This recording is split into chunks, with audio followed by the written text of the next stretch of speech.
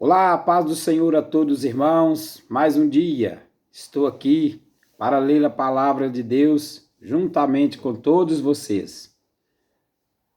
Quero mandar os meus agradecimentos para os meus irmãos da Fazenda Amanda, todo o conjunto ED do Rei, todos os meus irmãos, irmãs, cooperadores, cooperadoras,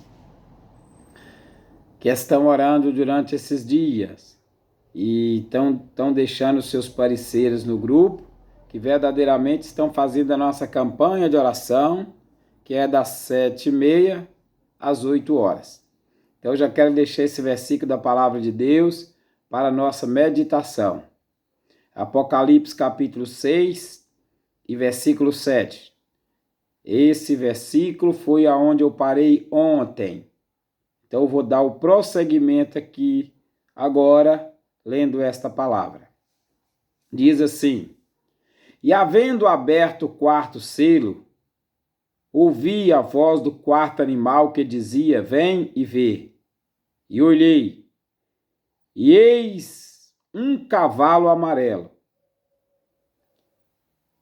E o que sobre ele estava sentado tinha por nome Morte, e o inferno seguia. E foi-lhe dado poder para matar a quarta parte da terra com a espada, com fome, com peste e com as feras da terra. Amados irmãos, o livro do Apocalipse, eu falei ontem, posso repetir hoje, mais uma vez, ele trata de revelação. E essas revelações são coisas que a comparança que sempre faço é essa. Falar sobre o passado não é difícil. Falar sobre o presente também nem tão pouco é difícil. Não é complicado falar sobre o presente. Mas o livro do Apocalipse não trata de coisas passadas nem presente, trata de coisas futuras que ainda vai acontecer. Embora tem muitas acontecendo.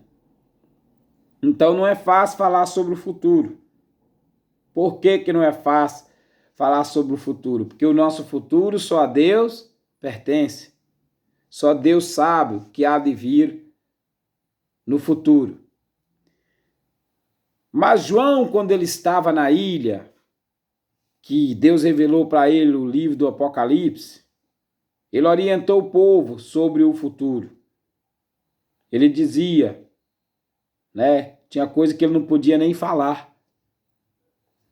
Então, quando eu vejo aqui o livro do Apocalipse, no capítulo 6 e versículo 7, que fala sobre esse cavalo, que o que sobre ele estava sentado tinha por nome Morte, e o inferno seguia, eu já paro um pouco e penso, se tinha por nome Morte e o inferno seguia, já tem que trazer uma preocupação para mim. E do mesmo modo, se você meditar bem, tem que levar uma preocupação para você. Porque tratou de morte, tratou de inferno, já não é do lado do nosso Jesus.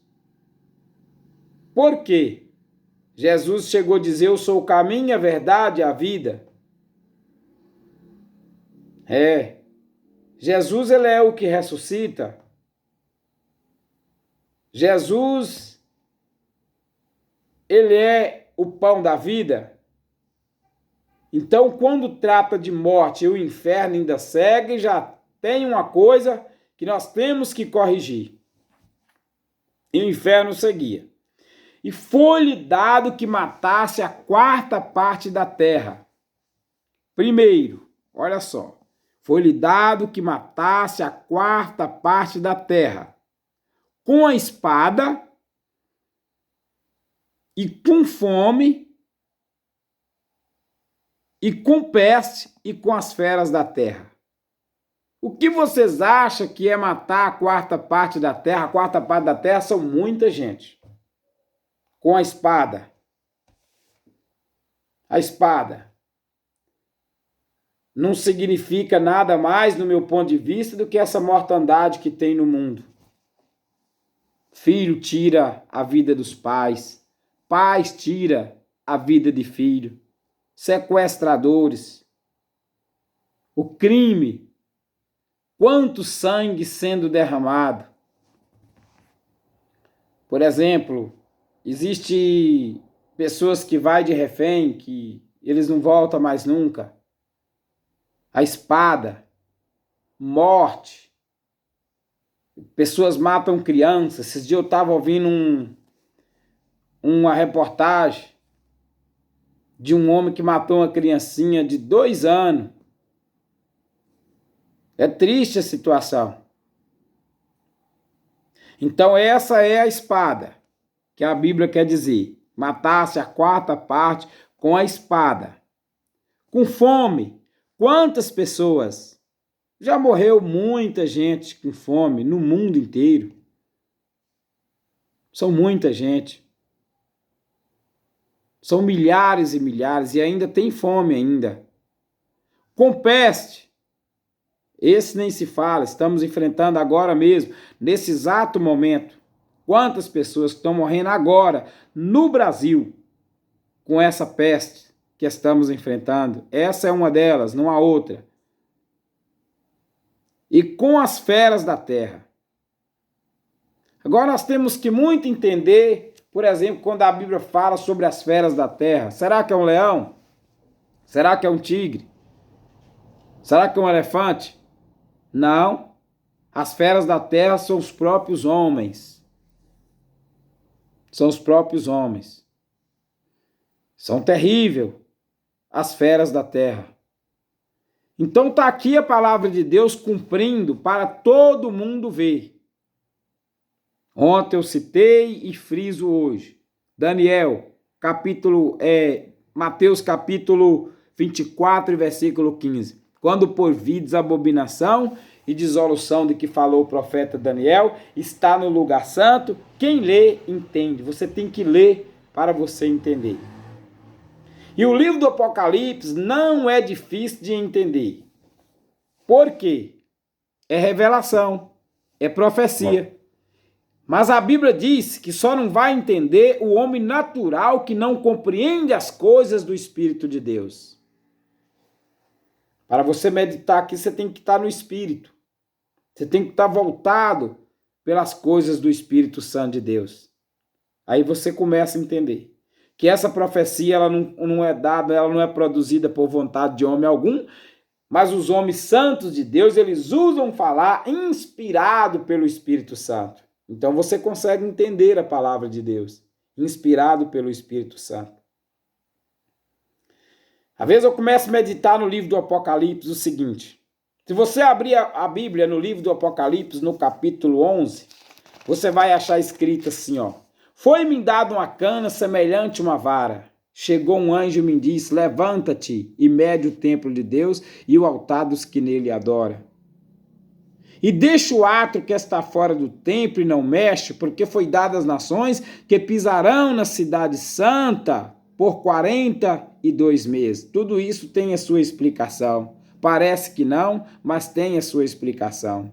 Darei poder a minhas 2 testemunhas que profetizarão por 1260 dias. Também tem a explicação. Não dá tempo de explicar hoje, mas tem a explicação. Essas 2 vestidas de saco são os 2 castiçais de Deus enviados em volta de toda a terra.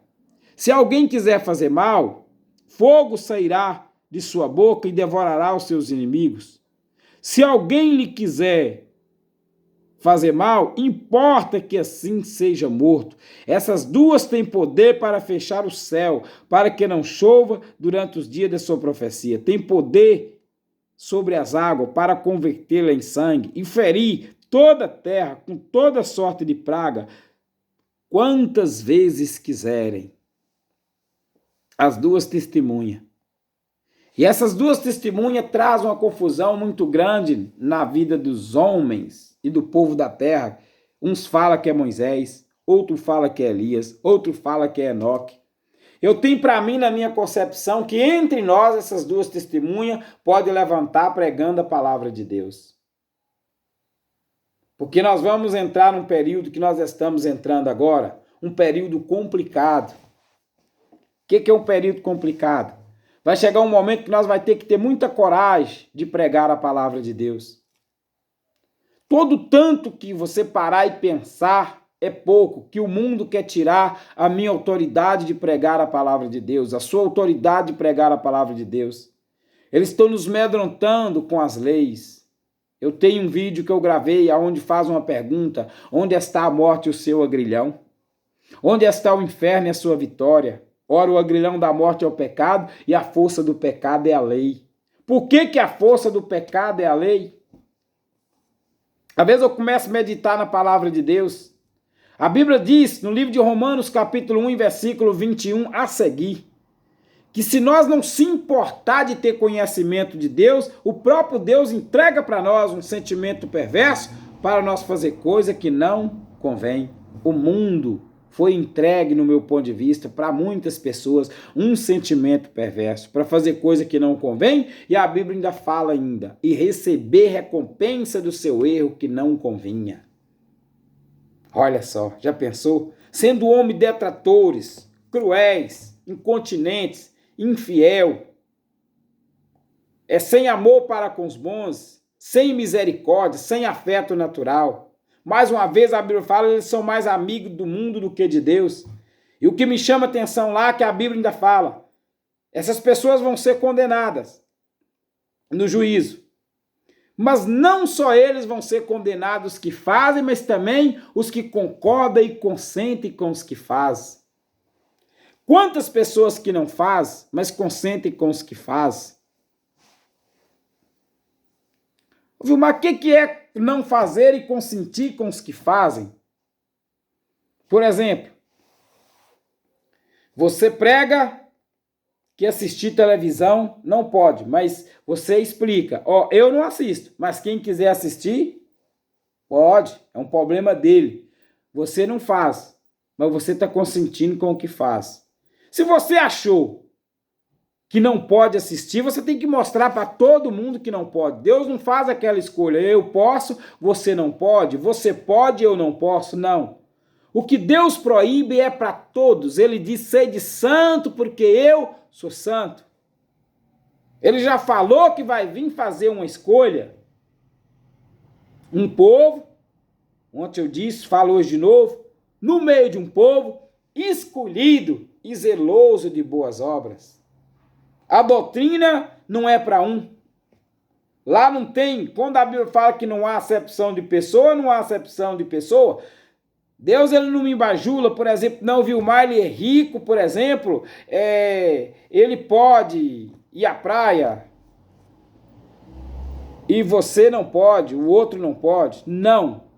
Se ele corrige um, ele corrige todos ao mesmo tempo. Ele nos ama de uma maneira por geral. E a Bíblia diz que ele corrige e castiga todos quanto ele ama, e se nós é zeloso, nós temos que se arrepender. Ele ainda fala, arrepende-te. Então, amados irmãos, amadas irmãs, eu oriento a vocês durante esses dias em examinar a Bíblia Sagrada. Eu não vou ser muito extenso hoje a falar.